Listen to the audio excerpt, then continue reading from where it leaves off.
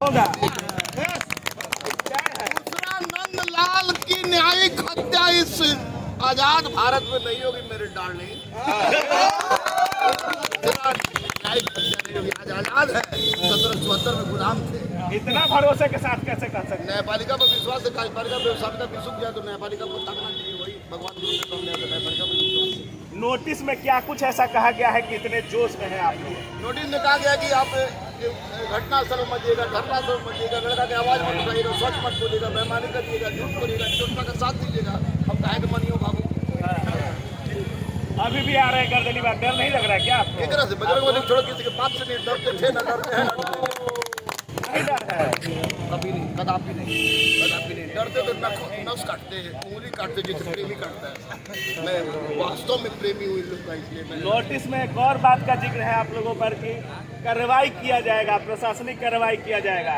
हो सकता है कि कुछ उस कार्रवाई हो दिन जाए। मेरे लिए हाँ, सबसे खूबसूरत दिन होगा जिस दिन हम पर कार्रवाई होगी, क्योंकि उस दिन पूरे बिहार का बच्चा अपनी हक की आवाज के लिए उठ खड़ा होगा। इतना मुझे बजरंगबली मास्टर हो गया पूरे बिहार में।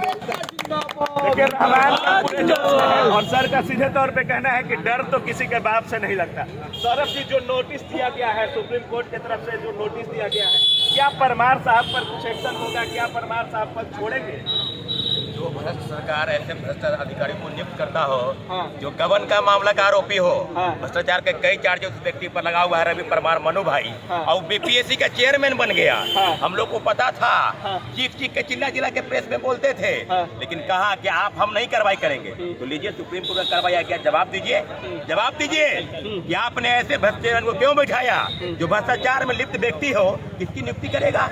किसकी नियुक्ति करेगा? ऐसे ही भ्रष्ट लोगों की नियुक्ति करेगा। एसडीएम 200 और 136 पद उसको बेचने की तैयारी है। माध्यम परमार है, एक से एक सेटरबाज और लोग माफिया इस तंत्र में बैठे हैं। और लोगों पर, हमारे लोग जो डीएसपी बनेंगे, एसडीएम बनेंगे, और लाठी कौन चला रहा है? कांस्टेबल। हमारे शिक्षकों के ऊपर गर्दन पर जूता बूट रख के बात कर रहा है। कौन कर रहा है? दरोगा। तो इस बात जान लीजिए कि पूरी तरीके से परमार को हटाने की जरूरत है।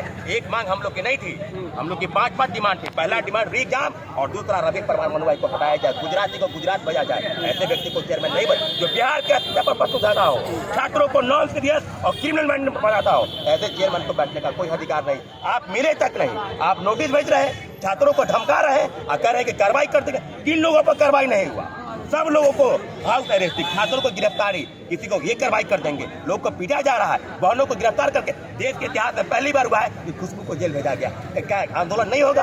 आप ठीक भेज देंगे, हम लोग बैठे रहेंगे? आंदोलन होगा, और आंदोलन आज 50 दिन नहीं 100 दिन तक चलेगा। आंदोलन रोक के दिखाओ आंदोलन। जिस तरीके से नोटिस आ रहा है, जैसे परमार साहब भी एक्टिव रहते हैं और आज उन पर ही सुप्रीम कोर्ट का नोटिस आता है, इतना गरजते हैं आप लोग। गर्दनी बाग में अभी भी आप लोगों की संख्या अधिक बढ़ते ही जा रही है। डर नहीं लग रहा जी? देखिए, बात ये है, डर का जो सवाल है, डरना सरकार को है, क्योंकि लोकतंत्र में वोट की जो ताकत होती है, उससे डर सबको है। क्या आपको लगता है कि मुख्यमंत्री जी को पता नहीं है कि सीट का क्या खेल चल रहा है? मुख्यमंत्री के इर्द गिर्द जो बैठे लोग हैं, उन्होंने मुख्यमंत्री जी को चुप रहने का विवश किया है। लेकिन एक बात जरूर है कि मुख्यमंत्री जी को आज नहीं चलेंगे। पटना उच्च न्यायालय में याचिका दायर है, कोर्ट के फैसले का सम्मान करेंगे, और निश्चित रूप से सुप्रीम कोर्ट में भी याचिका जो दायर है परमार को हटाने की, उस पर भी तो पूरी तरीके से छात्र प्रतिबद्ध है। और लोकतांत्रिक तरीके से गर्दनी बाग ही नहीं, पूरे राज्य में आंदोलन चल रहा है। अब हमारे गार्जियन भी पूछ रहे हैं कि हमारे बच्चों के साथ जो अन्याय हो रहा है वो कौन कर रहा है अन्याय? यही बिहार सरकार अन्याय करने पर तुली है, क्योंकि बहुत बड़ी वैकेंसी है। वैकेंसी को ऐसे नहीं जाने देंगे कि आप फेल कर लीजिएगा और हम लोग बैठे रहेंगे। एक एक लोग पढ़ने वाले ग्रुप डी के छात्र नहीं है, यूपीएससी और बीपीएससी और देश के संस्थान से पढ़कर आए हैं, जेएनयू, डीयू, पीयू और तमाम लोग हैं, एनआईटी, आईआईटी और मेडिकल पास करें, और आप उसको कहिएगा कि आप चल जाइए, गर्दनी बाग छोड़ दीजिए। कहाँ चले जाए भाई? किससे पूछे? सवाल मुख्यमंत्री जी से, और मुख्यमंत्री जी की चुप्पी बहुत बड़ा इशारा करती है, कुछ न कुछ खेल चल रहा है, और मुख्यमंत्री जी को चुप रहने पर जिस तरह से आप आरोप लगा रहे हैं, डीएम जैसे एसडीएम और डीएसपी का पद इसमें है, तो क्या इतनी बड़ी बड़ी सीटें भी बिहार में बेच दी जाती है? लेकिन आज एक रिपोर्ट आया है आर्थिक अपराध इकाई की तरफ से, सबमिट नहीं किया गया केस में डायरी, रंजीत रजक, जिसने अपने परिवार के 3 लोगों को डीएसपी बनाया। सिपाही के पद से डीएसपी अब प्रमोट होकर चले गए।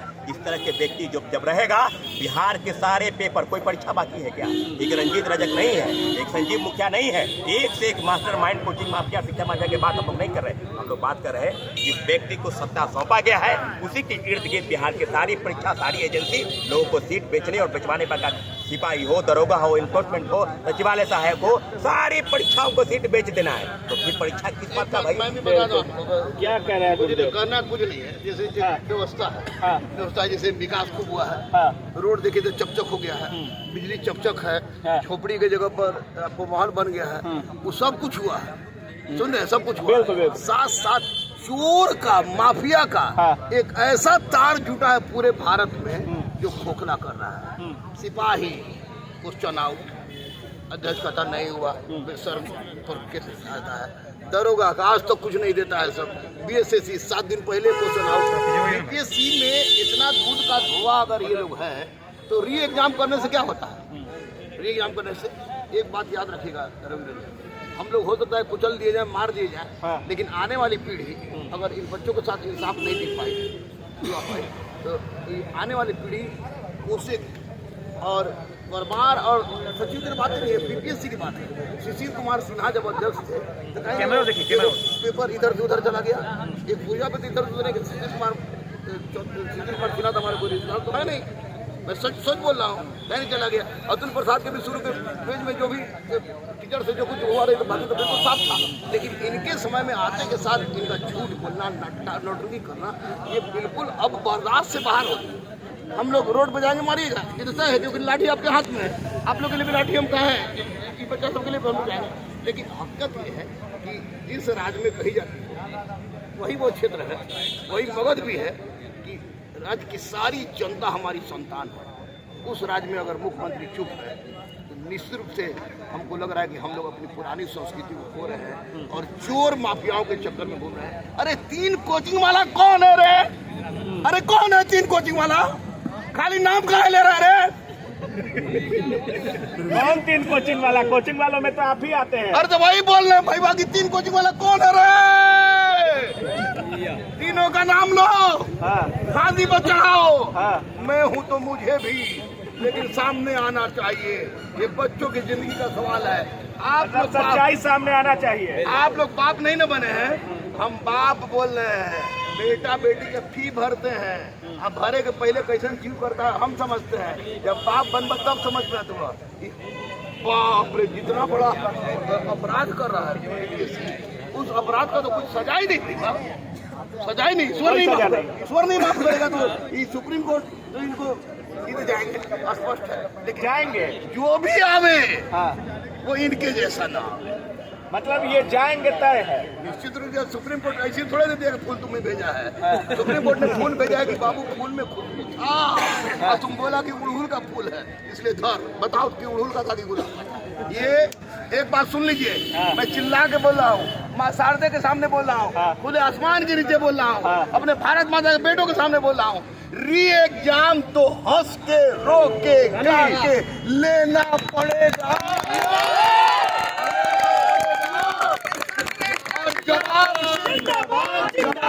माननीय सम्राट चौधरी देंगे, माननीय विजय सिन्हा देंगे, माननीय मुख्यमंत्री देंगे। तीसरा किसी नेता की जवाब हमें पसंद नहीं, और दूसरा किसी नेता का हस्तक्षेप पसंद नहीं। दीजिए एकमात्र जवाब माननीय मुख्यमंत्री, माननीय दोनों डिप्टी सीएम, जवाब दो। क्योंकि छात्र रुक गए हैं। जब छात्र रुकता है, छात्र मतलब युवा, पलट गया वायु, तेज चलो बसंत हवा। अगर बहुत तेज चल गलो तो फिर मत करो।